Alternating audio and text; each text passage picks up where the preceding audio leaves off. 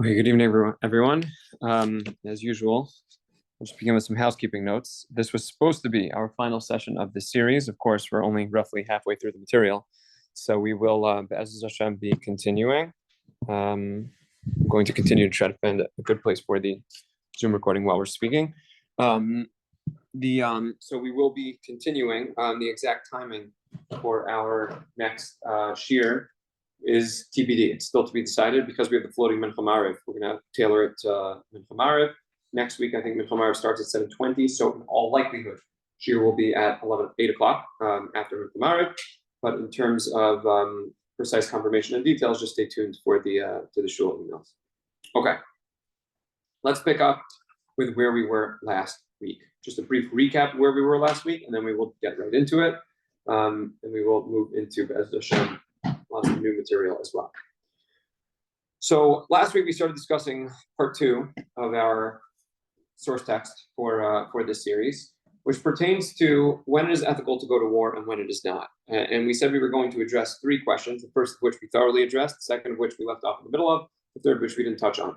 First question we spoke about was, when is it ever justified to rebel against unjust rule? We spoke about the concept of Dina de Malchus Dina.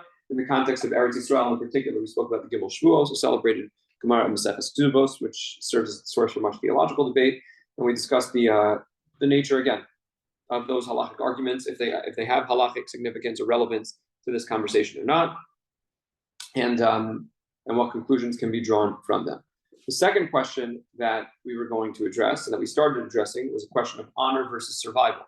There's a choice of going to war in a war that you know that in all likelihood, let's say al pi derech hateva, that if things follow the natural course of events, you know that you're not going to win. But there's a question of Jewish dignity on the line. In other words, there's a question of dying with dignity or survival with compromised dignity or no dignity. Which do we prefer? Do we prefer survival or Jewish dignity, honor, respect, etc.? And we're going to jump back into that. And the final question that we will talk about before moving into the next section of the book is internal Jewish fighting. Is there ever an instance where internal Jewish fighting is justified? What are some of the historical precedents and examples for it? And what were the ramifications and results of those instances of intra-Jewish fighting? That's what we're going to talk about tonight.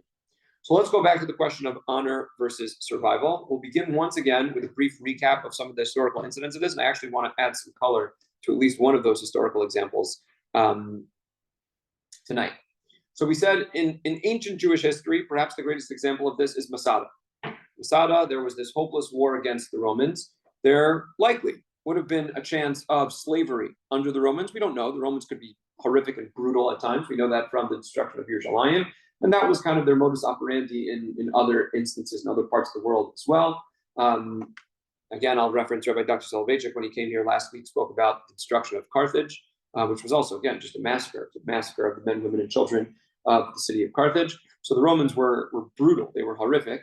But there certainly were instances where they took slaves too. We know that from the keynotes that we read on Tisha B'Av. We know that from the fact that they actually employed Jewish slaves in their siege of Masada, and ultimately in their they used them cynically as part of their strategy to defeat the rebels at Masada. So there was a choice of, let's say, potential survival in the form of Roman slavery, or a heroic, quote unquote, or again, part of the, I guess, debate is whether it's heroic or not, a death that involved some measure of personal dignity.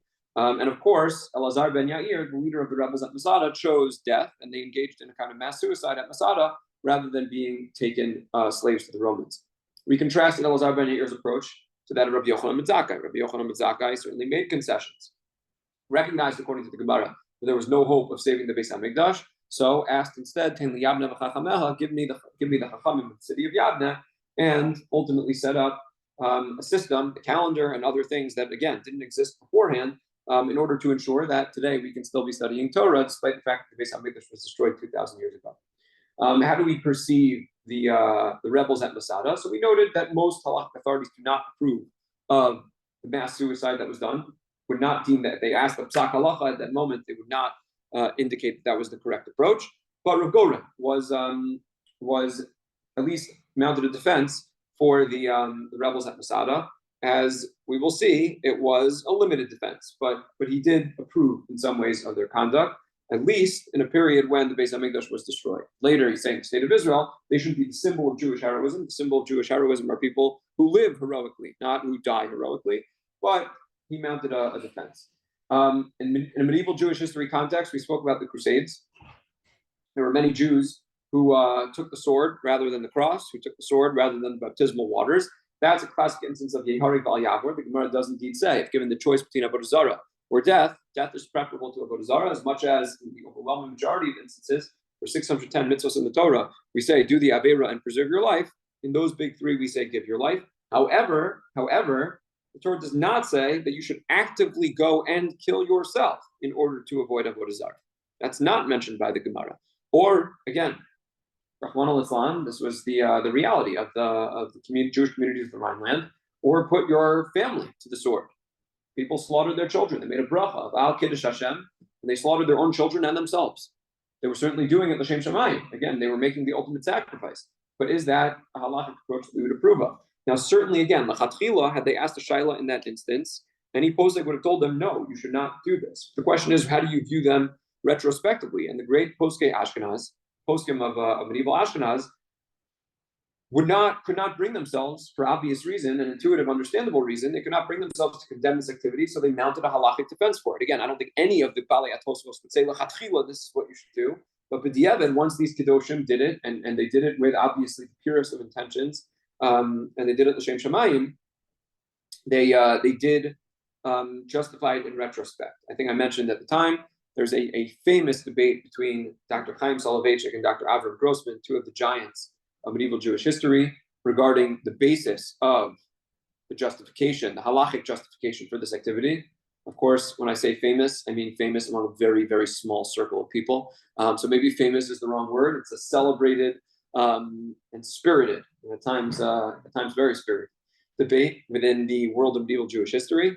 And that again is a topic in and of itself. What was the halachic argument, or the nature of the halachic argument to retrospectively defend the Kedoshim who died during the Crusades? But that is again another similar instance where you have this question of how active will you be in standing for your values, being the Kadeshim Shemayim, versus potential for survival. And then in a modern Jewish history context, perhaps the most salient instance of this, and the most famous example of it, is the Warsaw Ghetto Uprising. Now, the Warsaw Ghetto Uprising, we noted at the time, was not necessarily a choice between honor and survival. The choices likely were death and death. It was just a question of what the method was going to be, how was one going to die. And we said that probably played a significant role in the thinking of Rabbi Menachem Zemba. Rabbi Menachem Zemba supported the Warsaw Ghetto Uprising. Other Rabbanim were opposed, but Rabbi Menachem Zemba supported. And I think I emphasized last time, and I emphasize again, Rabbi Menachem Zemba wasn't just a rabbi who happened to be living in Warsaw at the time. Rabbi Menachem Zemba was one of the towering spiritual titans, one of the real towering gedolim of pre-war Europe. So if Rabbi Menachem Zemba came out in support, that doesn't matter who was opposed. That's quite noteworthy in its own right. Again, Rabbi Menachem Zemba was really one of the towering spiritual leaders of pre-war Europe. So Rabbi Menachem Zemba argued that in the context of a war against the Nazis, where they were trying to annihilate the Jewish people and show that there are no ramifications for it, that you could just lead the Jewish people like sheep to the slaughter, Rabbi Menachem Zemba argued that there could be Kiddush Hashem through death, that in that unique circumstances, the halachos will change. Ordinarily speaking, you wouldn't engage in a fruitless war that you can't win. But in that circumstance, he argued there was Kiddush Hashem in fighting the Nazis, even though he knew, and everyone knew, there was really no Abidar Hatava, no real chance for victory. There was no chance of military victory. Now, I just want to add a side note that the argument that Rabbi Menachem Zemba makes was used by other poskim with almost an opposite conclusion. And I don't think they're contradictory at all. But it's just interesting to note how the same halachic consideration can, in terms of different shilas, can yield opposite conclusions. So another shilah that was posed to poskim, and Mori Rabbi or Michael Rosenzweig is fond of pointing this out. I learned the Sugi Sugi Har Yavo with him. The following shilah was posed, and this was a very common shilah, as you will all know when I present it, in the context of the Holocaust. Many Jews, recognizing what the Holocaust was and was going to be, wanted to create some way to hopefully ensure that if they couldn't survive, at least their children would survive. So what would they do? They would bring their children to a local monastery and ask the local priest or the local Christian authorities to raise their children and to hide their children, to save their children from the Nazis as the Nazis were marching across Europe. That was the shayla. So that was the scenario. So the shayla was posed: is it really mutter to do so?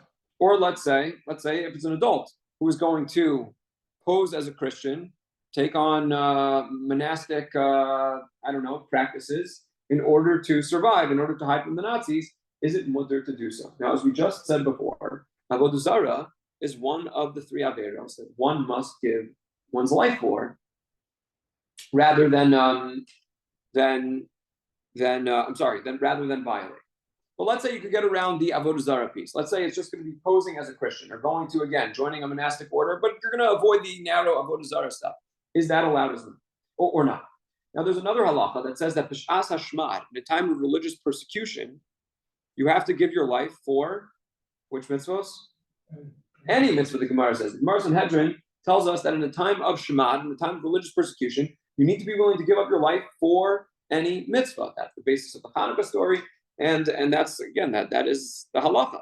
So people asked poskim, are we allowed to violate these halachos or any other halachos? If it is indeed a sh'as hashmad, it certainly is a time of persecution. Are we allowed to violate any halachos, or are we obligated to give our lives? There were poskim who said that the shmad that we are dealing with right now is a fundamentally very different type of persecution than the sh'as hashmad described by the Gemara. What was the sh'as hashmad described by the Gemara? That was a case where authorities were trying to destroy Jewish faith. Think about the Greeks or the Romans in the times of old who were restricting Jewish practices. They were restricting Milah and Shabbos and Torah learning, etc. They were trying to destroy Jewish faith. In that context, the Gemara says, when Jewish faith is being attacked, when Jewish faith is under siege, when there's an attempt to destroy Jewish faith, you need to be willing to give your life for any component of Jewish faith, any iota of Jewish faith, even a mitzvah kala, the Gemara says, a quote-unquote light mitzvah, you need to be willing to give your life in order to preserve it. But the poskim pointed out that's not what's happening right now.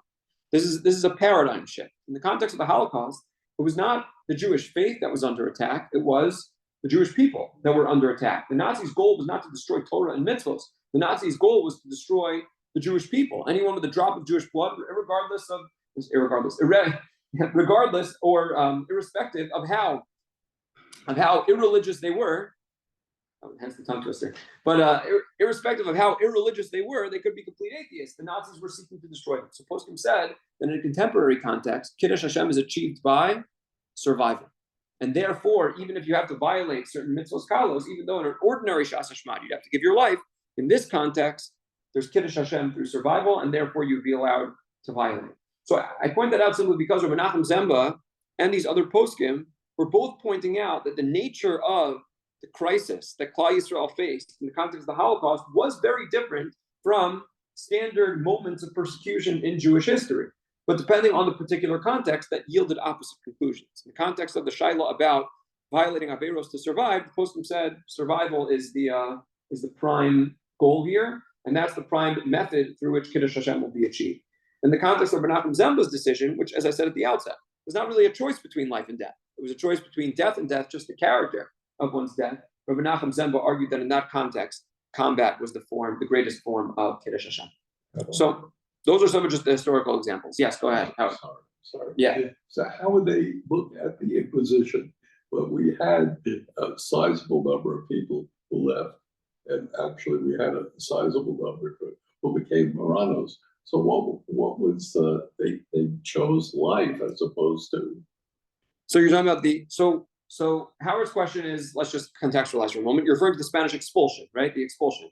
The Inquisition and the expulsion were two different things. But the expulsion was in 1492.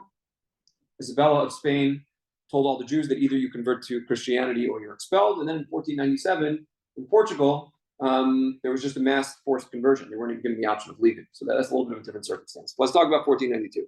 So the context of 1492, that was a classic choice between, first of all, it was not a choice between life and death. It was a choice between expulsion or staying. Now, let's be very clear. Expulsion was no simple choice. It wasn't like nowadays where you just get on a plane and you move somewhere else and you use your passport for international travel and the like. Expulsion was a harrowing ordeal, and undoubtedly there were probably some people who did not survive the passage. But number one, it was not like you're going to be put to the sword unless you convert. That's number one. Number two, that would be an instance of avodah zarah. In other words, that's one of the big three. They're asking you to do avodah zarah or be expelled. Or let's say the options were conversion or the sword. From a technical standpoint, you'd be obligated to give your life in that circumstance. That led, and that's the halacha. That led to major internal friction later on within certain Sfaradi communities. And of course, when we say Sfaradi here, we mean literally Sfaradi, Spanish communities. When you had conversos who, after several generations, returned to the fold. And there was major, major friction within the community. You can imagine you have a bunch of Jews who gave up everything to run, to find whatever place, would take them in, and to give up everything for the Jewish faith. And you had others who stayed, and certainly, again, it's not our place to judge, A, and B, as comfortable as life was, quote unquote comfortable, they were certainly it was not actually comfortable. They were, as you said, the Inquisition was constantly looking for false converts, was constantly looking to torture and Rahman al to kill them. But now they come back to the fold.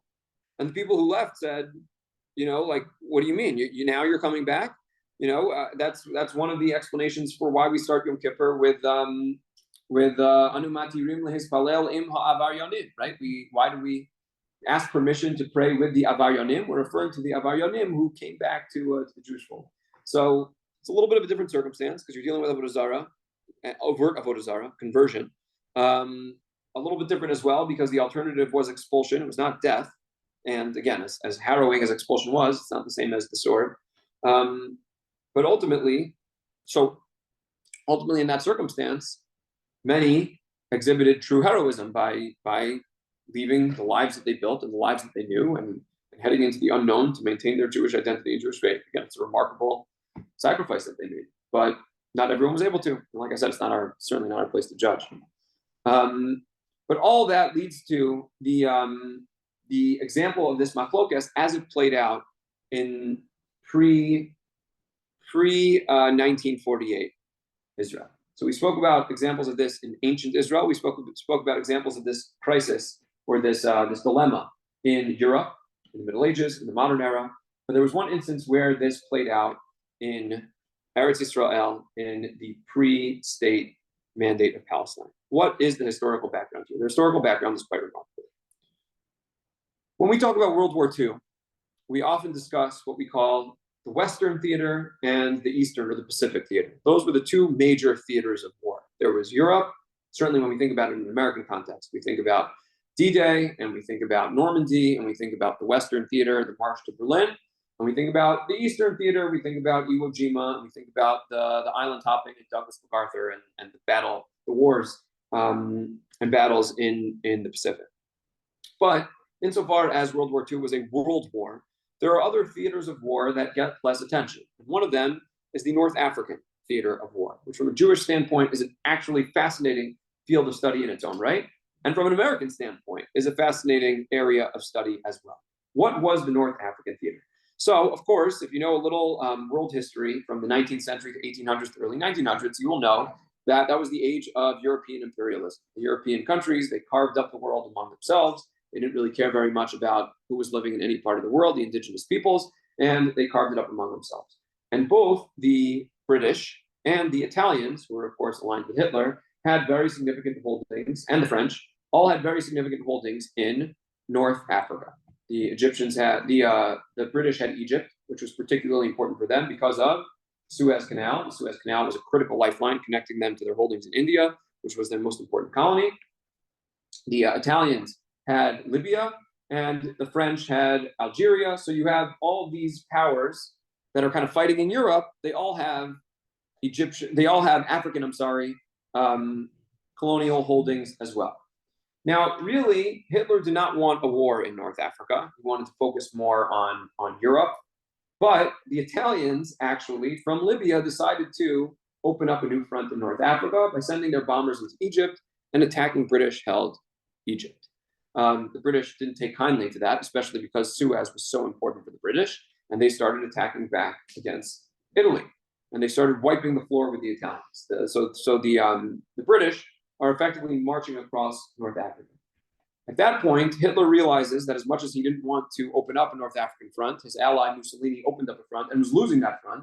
So he actually sends his best general to North Africa, a man named Erwin Rommel. Erwin Rommel is sent to North Africa.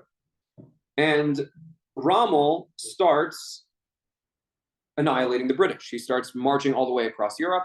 I have no in-depth or really even shallow understanding of military tactics, but apparently he was a brilliant tactician, and he really started defeating the British. As a matter of fact, things got so bad that the first American engagement in World War II was in North Africa.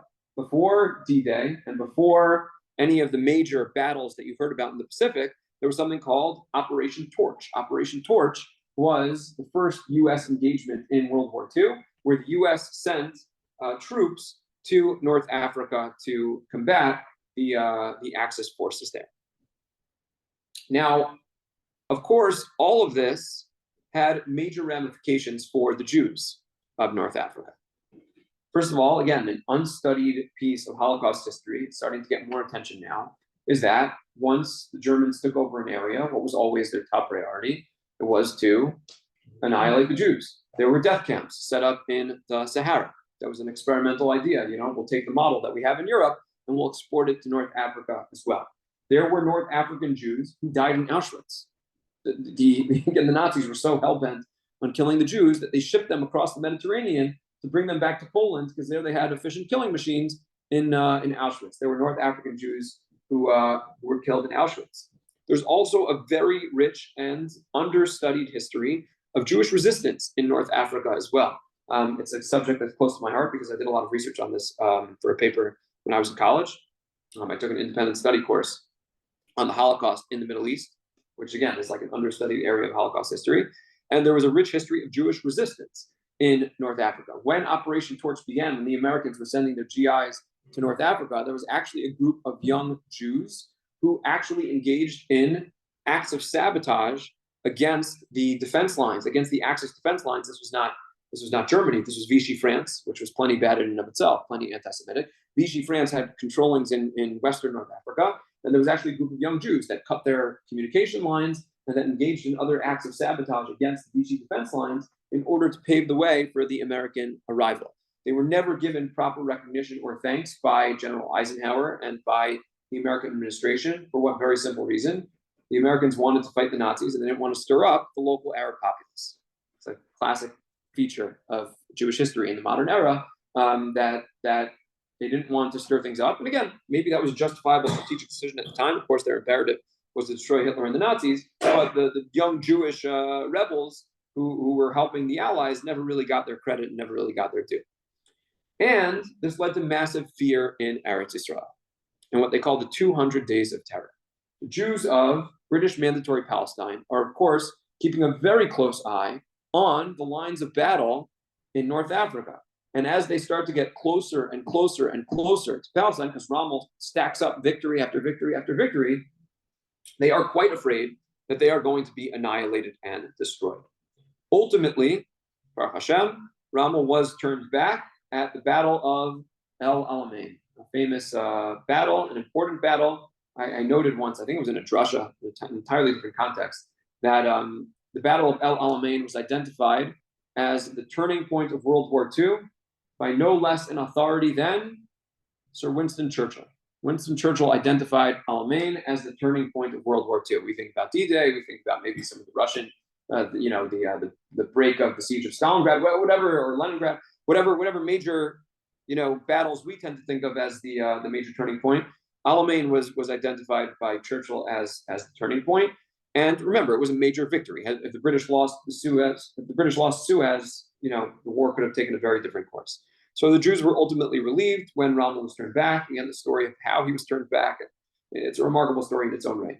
But there was real fear that the Nazis were going to take control of Eretz Israel. And that led to a major debate. Do we flee or do we stand and fight? Do we run, recognizing that we're not going to be able, if Montgomery can't defeat Rommel, then we're not going to be able to defeat Rommel. So we're going to head somewhere else and hope that one day we can return. Or do we say, we've been pushed out of this land enough times already, we are not going to do so again. We are going to stand and we are going to fight. And this debate expressed itself on several planes. One, and Rabbi Brody chronicles all of this, one was on a pragmatic plane. how will we best rebuild here? Ben Gurion argued the best way you rebuild is by fleeing, because if you're dead, you can't rebuild. You're not going to be able to rebuild anything if you're not treading this earth. So he said, obviously, you're going to run away with the hope that you could possibly return. But there were others who posed a different argument. He quotes Yitzhak Greenbaum, who was a leader of the Jewish Agency Rescue Committee, who said the best way to rebuild is fight. Now, of course, what do you mean? If you fight, you're going to die. How are you going to rebuild? His point was, if you want to establish that this is the true Jewish homeland, you need to be willing to shed blood for it. And maybe we won't be the people who rebuild because we won't be here after this fight against the Nazis. But if we want our children and grandchildren and future generations of Jews to understand that this is their homeland, then you need to stand and fight. That was his argument. And there was also a question of principle. What was the question of principle? Exactly this question that we have been discussing. In a choice between Jewish honor, Jewish pride, Jewish respect versus Jewish survival, which of those two values takes priority? Yitzhak Tabenkin, again, these are secular authorities debating this. Yitzhak Tabenkin, who was a major kibbutz leader, said, you die with honor, you don't leave this land. But Moshe Shapiro, who was a representative of Mizrahi, the religious Zionist, said, the imperative, of course, is for Jewish survival. Now, how do we conclude with these things? These are not simple decisions, as Rabbi Brody points out. I would say that as a general rule, Torah and halacha prioritize survival.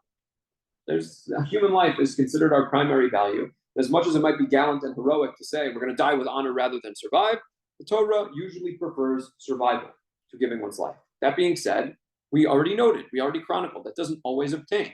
No less an authority than Rabbi Menachem Zemba felt that fighting in the Warsaw Ghetto was the right choice.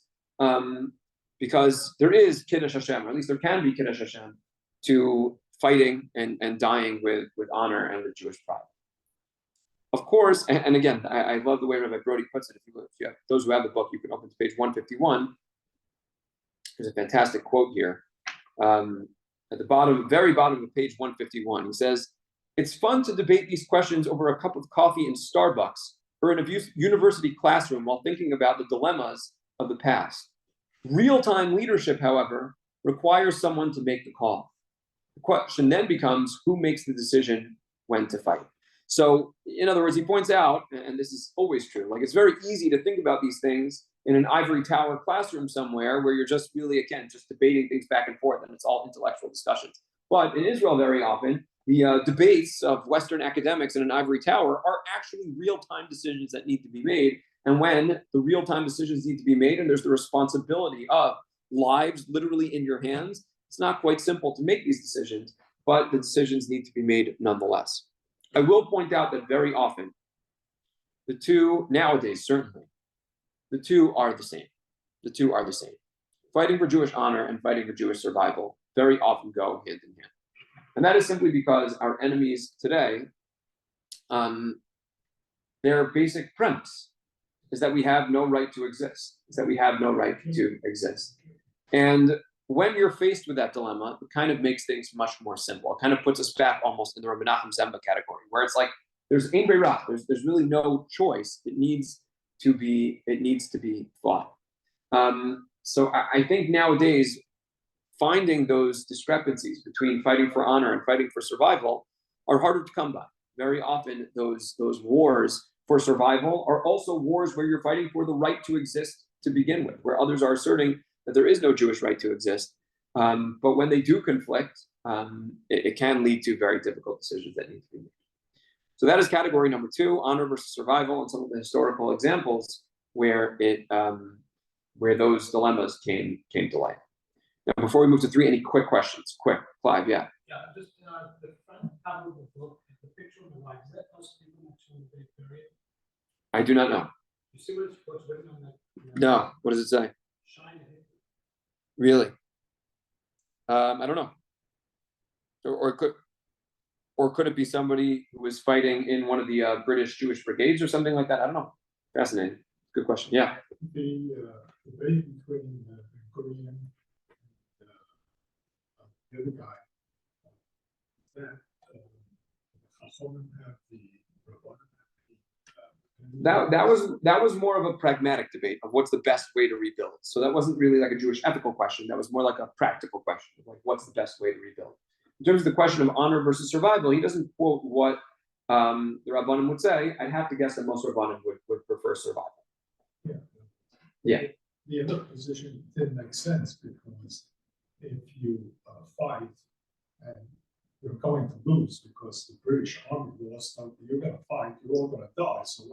So you agree with Ben Gurion. So you're in good company. You're in good company. But again, the argument would be that if you want others to take up the fight, you need to show that you're willing to sacrifice for it. That's okay. That was the argument.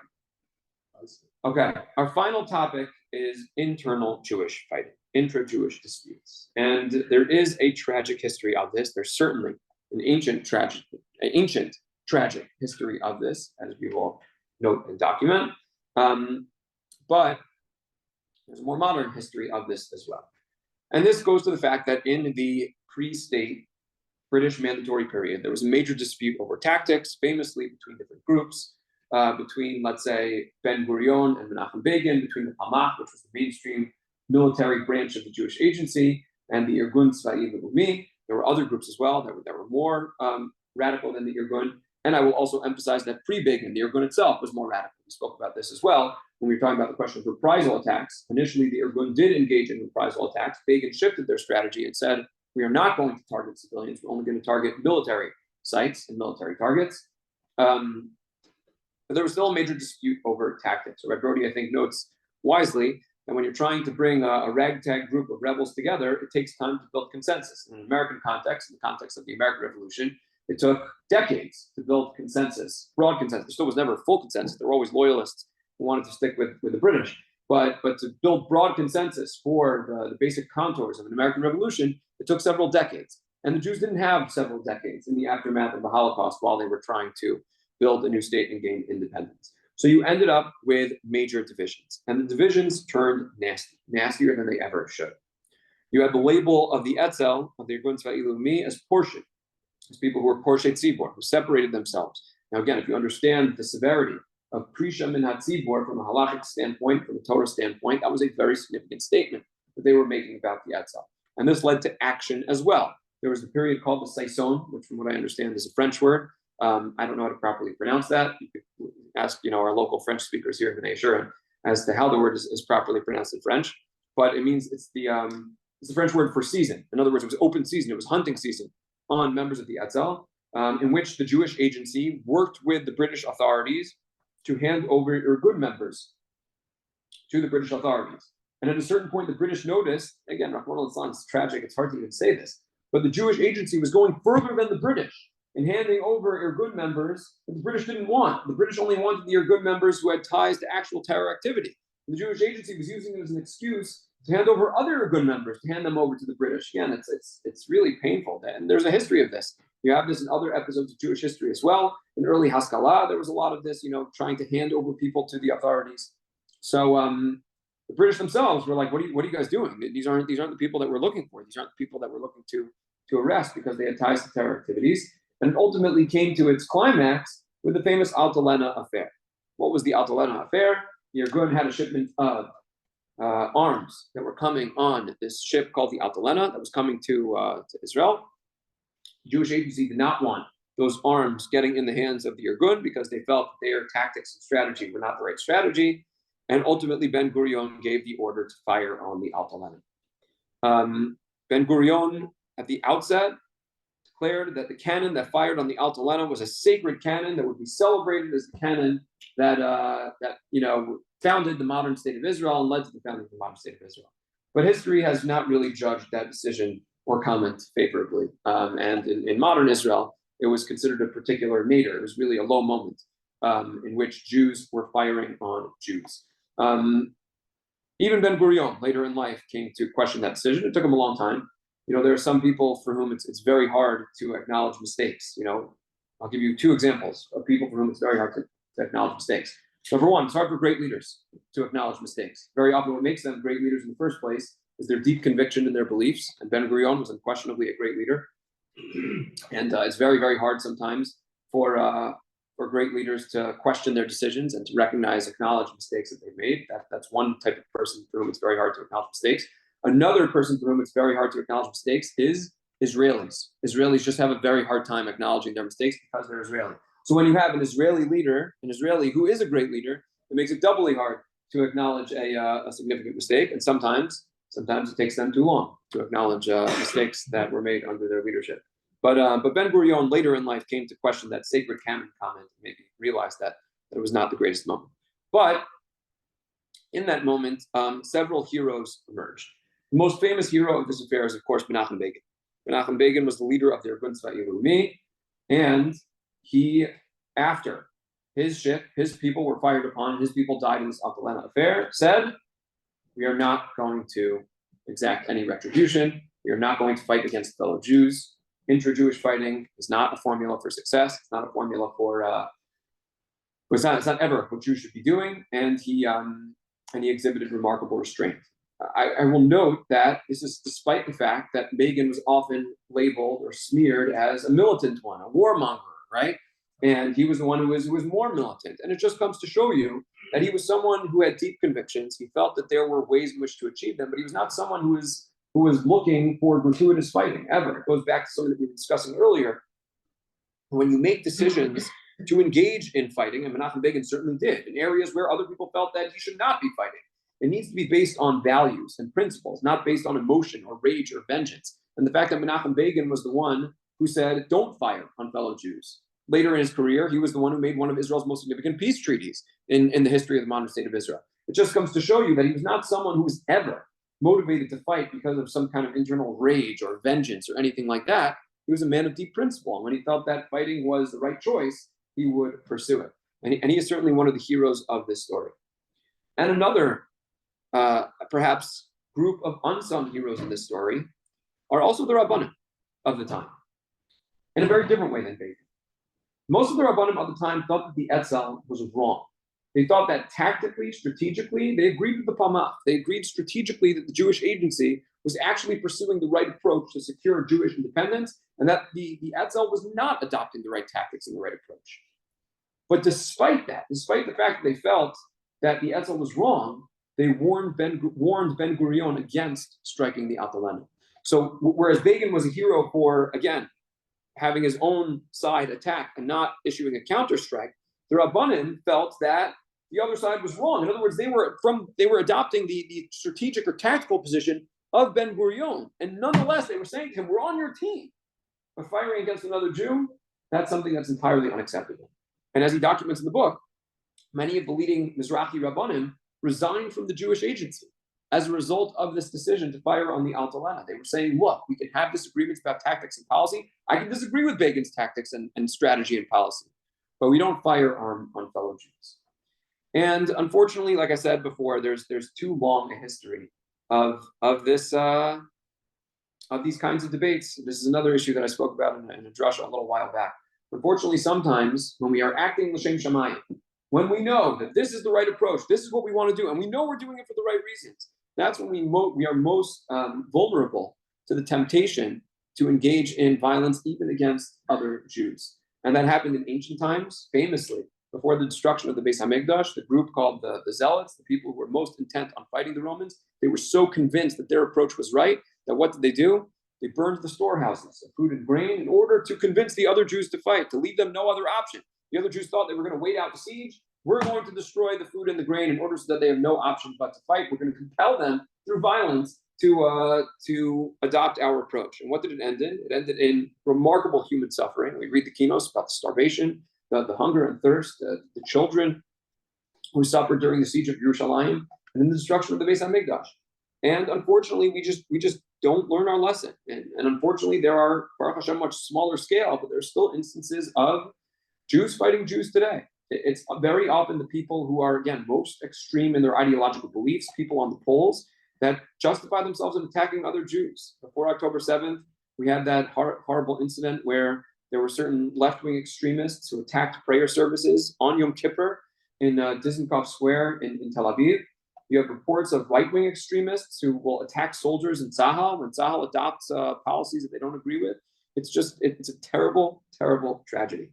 And whatever the disagreements, things cannot come to that. But there's a lesson to be learned from the Altalena affair and the debate between Ben Gurion and Begin, is that these disagreements could be very intense. And in terms of principle, they could be, each side could have very spirited and very animated disagreements with the other. But once we let it come to a point where it's leading to Jews fighting Jews, intra-Jewish fighting, then we failed somewhere. We failed somewhere. And I think that's a very important lesson for us to internalize. It's one that I think we did internalize. We're already starting to forget. We have a very short memory when it comes to these things, when it comes to the Jewish people and intra-Jewish fighting. But hopefully it's a lesson that we can reteach ourselves and remember for the long term going forward. Now, I'll briefly introduce what next week's topic is going to be as we enter part 3. Part 3 is going to be in some ways an extension of part 2, but with a different flavor and a different twist. We've been talking about when is it justified for the Jewish people to go to war. Part 3 of the book is going to talk about a particular subcategory of that, entitled Preventative and Preemptive Wars. So we've discussed about cases where you're rebelling against unjust rule, questions of honor versus survival, etc. But what about a case where you have not been attacked, but you want to attack preemptively in order to avoid a potential catastrophe down the road? And there is a history of this. We will study 5 different cases. The 1956 Sinai campaign, when Israel, in coordination with Great Britain and France, invaded the Sinai Peninsula. The 1967 Six-Day War, which is perhaps the most famous example, as Rabbi Brody labels it, quote, the classic case study in international law of an anticipatory self-defense attack. That's probably the most obvious example. The 1973 Yom Kippur War, where there was a discussion among the highest Israeli military officials to launch a preemptive strike. They decided not to, and that had catastrophic consequences afterwards. The 1981 attack on the Osirak Iraqi nuclear reactor, and 1982, the invasion of Lebanon, Operation Peace for Galilee, or the First Lebanon War. We will talk about all of those examples and the ethical ramifications of each one. And I will note, I guess it's my final cliffhanger, because I'm not going to be able to discuss it now, there was actually discussion of a potential preemptive war in the current war, contemporary war context as well. Of course, after October 7th, there was no preemptive strikes. That was very much reactive. Hamas caught Israel sleeping. But there was a very dramatic cabinet meeting in the early days after the war, in the immediate aftermath of October 7th, in which there was a debate of whether to go to war in Gaza or alternately preemptively strike Hezbollah in Lebanon. That pitted some of Israel's best military minds against each other. You had the defense minister, Yoav Gallant, and the Ramatkal, the current head of the chief of staff, Herzi Halevi, arguing that they should launch a preemptive strike in Lebanon. Benny Gantz and Gadi Eisenkot, both of whom were former Ramatkals, former head of the Joint Chiefs of Staff, and Bibi Netanyahu opposed the preemptive strike on Lebanon. Should they have done it? Should they not? We don't necessarily know. We will, Be'ezer Hashem, document that case and many others in the coming week. Good night, everyone. Thank you.